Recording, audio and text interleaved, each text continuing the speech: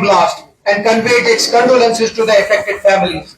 The committee stated that the incident must be investigated at the highest level and responsibility fixed for any deviation from the standard operating procedures. Resolution 5, the working committee expressed serious concern over the reports of harassment faced by the students, traders and residents of Jammu and Kashmir in different parts of the country. It strongly condemned their selective targeting in the aftermath of the recent events. The committee emphasized that the people of Jammu and Kashmir cannot be stereotyped and called upon all the state governments to ensure the safety, dignity and protection of the lives and property of Kashmiris and other residents of Jammu and Kashmir living or working across India. Not every Kashmiri is a terrorist or a supporter of terror. Resolution 6.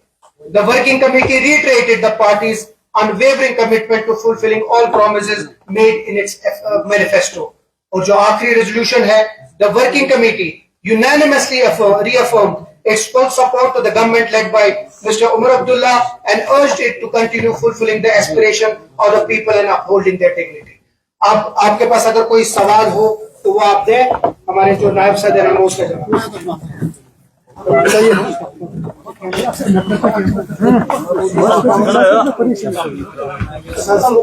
सबसे पहले कल बताया गया था कि बड़ी commission meeting थी तो बड़गाम की उसके बाद हुई और सबसे बड़ी चीज कल ने बोला था कि हमने गवर्नेंस के ताल्लुक से भी बात की। तो what was the key?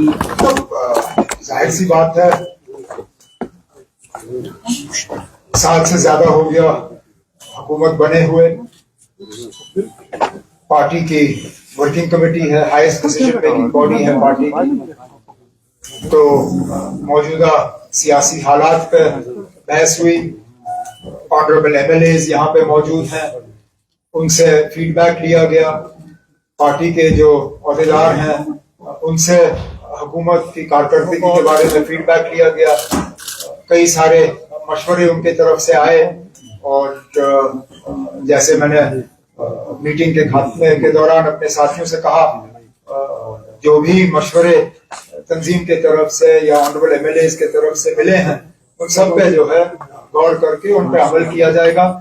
Budgam के हवाले से भी बात हुई और बड़गाम के नतीजों का भी जो है जायजा लिया गया, न सिर्फ बड़गाम का बल्कि बड़गाम के साथ नगरोटा में भी इलेक्शन हुए थे, दोनों का जो है जायजा लिया गया और जहां कहीं खामियां सामने आई हैं उनको जो दुरुस्त करने के लिए तंजीम के तरफ से फैसले लेने होंगे वो फैसले आने वाले दिनों में लिए जाएंगे।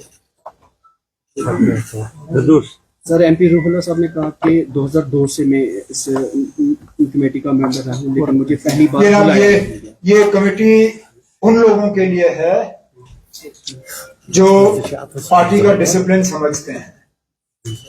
ये कमेटी उन लोगों के लिए है जो पार्टी क़यादत के साथ मीडिया के थ्रू बात करना पसंद नहीं करते। और यहाँ पे इस मीटिंग में तमाम वो लोग थे जो पार्टी के डिसिप्लिन के अंदर रह के पार्टी की क़यादत और पार्टी के अहदेदारों के साथ बात करना जानते हैं और समझते हैं। और मुझे हैरानगी इस बात की है कि उस शख्स का ज्यादा फिक्र आपको है बनिस्बत हमें।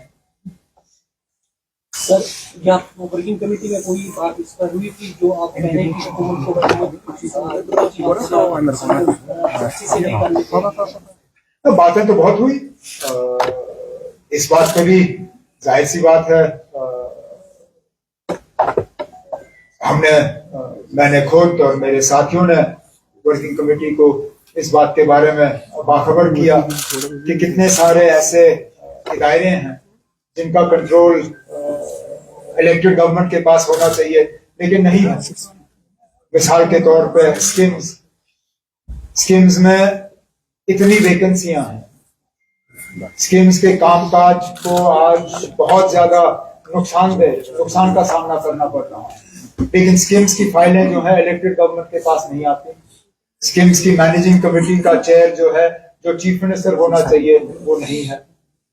2 यूनिवर्सिटीज हैं जो एज पर एक्ट चांसलर उनका चीफ मिनिस्टर हुआ करता था, बाबा गुलाम शाह बादशाह university, Islamic university of science and technology, ये दोनों इदारे इलेक्टेड गवर्नमेंट को वापस नहीं दिए गए। Cultural academy, power development corporation, इस तरह की बहुत से ऐसे मिसाल हैं। डायरेक्टर इंफॉर्मेशन, ये पोस्ट जेकेएस अफसर का होना चाहिए। इट्स अ कार्डर पोस्ट फॉर जेकेएस अफसर्स। क्या मजबूरी है कि उसमें बार बार आईएएस अफसर लगाया जाता है? तो इसके बारे में हुकूमत ने, मतलब हमने अपने साथियों को इसके बारे में बताया हुआ है। और जैसे रेजोल्यूशन में आपने सुना दूसरे नंबर पर, इसका इलाज यही है कि जो वादे मरकज के तरफ से जम्मू कश्मीर के लोगों के साथ ही नहीं बल्कि मुल्क के लोगों के साथ किए गए। जब पार्लियामेंट में वादा किया गया वो सिर्फ जम्मू कश्मीर के लोगों के साथ नहीं था, वो पूरे मुल्क के साथ था। जब सुप्रीम कोर्ट को अश्योर किया गया कि स्टेटहुड की बहाली जो है 3 stage process, delimitation, election, restoration of statehood, 2 steps तो हो गए, अब तीसरे स्टेप में देरी की, तो इस पर तफसीलन बात हुई। अब सर उमर साहब, सवाल हो सकता है आपको इसमें 2-3 सवाल दिखेंगे। 1 साल से क्योंकि ये बातें लोगों में हो रही है, हमें भी सुनने का मौका मिलता है। 1 साल से इस गवर्नमेंट में एक तजब्जुब है, कंफ्यूजन। एक साइड से लेफ्टिनेंट गवर्नर का बयान बार बार आता है कि मेरे पास ये लॉ एंड ऑर्डर है, कुछ चीजें हैं, इस गवर्नमेंट को बहानेबाजी बंद करनी चाहिए, अपने इख्तियारात का इस्तेमाल करके लोगों के काम। दूसरी साइड से जम्मू का जो इंसिडेंट हुआ, इन चीजों को मद्देनजर रखते हुए लोगों के तहफ़्फ़ुज़ के लिए ये गवर्नमेंट किस तरह का हो? तब हम तो चाहते हैं कि ये कंफ्यूजन दूर हो जाए, और इस कंफ्यूजन को दूर करने के 2 ही तरीके हैं। या तो इन लेटर एंड स्पिरिट जो जेएनके रीऑर्गेनाइजेशन एक्ट है उसको आप फॉलो करिए, नहीं किया जा रहा है। हम अपने दायरे से बाहर नहीं जा रहे, लेकिन हमारे दायरे में जो है दखल दिया जा रहा है। जो बुलडोजर चलाए जा रहे हैं वो मेरे हुक्म के मुताबिक नहीं चलाए जा रहे हैं, वो अफसर मेरा लगाया हुआ भी नहीं है। अगर बुलडोजर चलाना ही है तो कम से कम उस महकमे के मिनिस्टर से तो पूछ लेते, उनको कॉन्फिडेंस में लिया जाना चाहिए। ये कहना आसान है कि अब हम दखल नहीं देते। अगर दखल नहीं दिया जा रहा होता बुलडोजर कैसे चलता? मजाल है कि कोई अफसर अपनी मर्जी के बुनियाद पर बुलडोजर चलाएगा। मैंने जैसे इससे पहले दोपहर को कहा, गैर कानूनी सरकारी जमीन पे कब्जे के हक में कोई नहीं है, लेकिन इकलौता आप किसी एक कम्युनिटी या किसी एक एरिया को टारगेट करो सिर्फ इलेक्टेड गवर्नमेंट को बदनाम करने के लिए, यह ठीक बात नहीं है। और मैंने जैसे कहा, इसके इलाज 2 तरीके से हैं। फिलहाल जो जेएनके रीऑर्गेनाइजेशन एक्ट है उसको लेटर एंड स्पिरिट में इंप्लीमेंट करिए, जो सेपरेशन ऑफ पावर्स हैं उसको रिस्पेक्ट करिए, और जल्द से जल्द जम्मू कश्मीर में दोबारा स्टेटहुड बहाल करिए। इस कश्मकश में आपने मान ही लिया कि 4 साल तक हमें स्टेटहुड नहीं मिलेगा। मैंने तो कम से कम अभी फिलहाल हार नहीं मानी ना। मैं तो मान के चलता हूं कि मरकज की हुकूमत जो है वो कम से कम इतने झूठे तो नहीं है कि पार्लियामेंट में वादा करने के बाद भी वो अपने वादे से मुकर जाएं। या तो फिर वो तस्लीम करें कि वो जम्मू कश्मीर के लोगों को सजा दे रहे हैं इस बात की यहाँ बीजेपी की हुकूमत नहीं बनी, तो ठीक है, फिर हम ये बर्दाश्त करेंगे। लेकिन जहां ये कहते हैं कि हम जम्मू कश्मीर को स्टेटहुड देंगे, अच्छा, जिन चीजों को वजह बनाया जाता है हमें स्टेटहुड से महरूम रखने की, पहलगाम हो, दिल्ली का हमला हो, उसके लिए इलेक्टेड गवर्नमेंट कहां कसूरवार है ना। अगर सिक्योरिटी फेलियर हुआ है, सिक्योरिटी हमारी जिम्मेदारी है ही नहीं। आप हमें सिक्योरिटी दे दीजिए और फिर देखिए ना, ऐसे हमले हुए जब हम सिक्योरिटी के लिए जिम्मेदार थे। मैं 6 साल चीफ मिनिस्टर था, कभी पहलगाम जैसा हमला हुआ जब मैं चीफ मिनिस्टर था? मैं 6 साल चीफ मिनिस्टर था, कभी दिल्ली जैसा हमला हुआ? आप हमें जिम्मेदारी दे दीजिए और फिर देखिए, अगर हम नाकामयाब रहे तो वापस ले लीजिए ना अपना स्टेट, पार्लियामेंट आपके पास है, आप दोबारा यूटी बनाइए। वो सब, लेकिन जो चीजें इशू है, पावर का जो इशू है बड़ा बनता जा रहा है। पावर में इशू क्या है ना? What is the issue in power? We want people to get good quality electricity at lower prices. It is an established fact that if you pay your bills honestly, a meter will give you a lower monthly electricity bill than a fixed rate.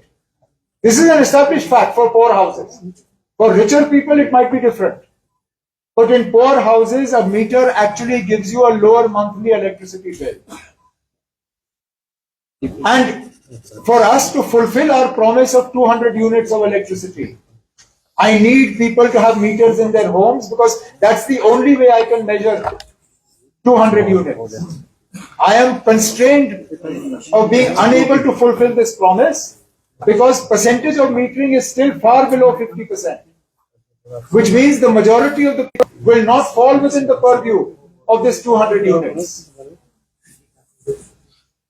And as far as reservation is concerned, I have already told you, the cabinet subcommittee report is done, cabinet meeting will be held.